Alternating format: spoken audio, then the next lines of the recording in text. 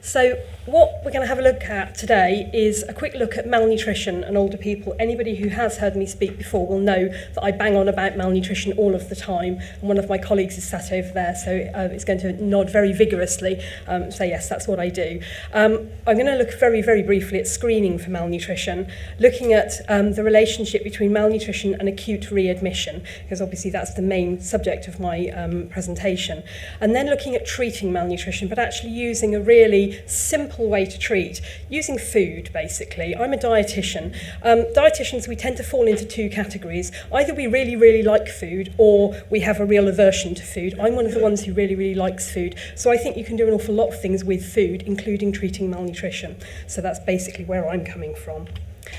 One of the really good places to start is thinking about people's understanding of healthy eating when it comes to older people.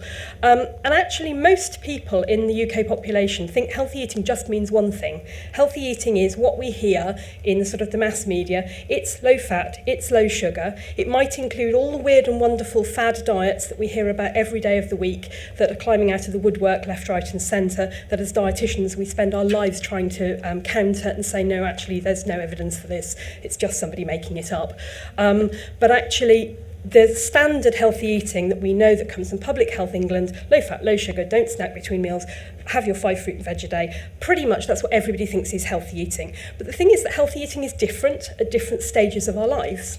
So healthy eating for us, for me in my 40s, is going to be different from somebody potentially who's in their 80s.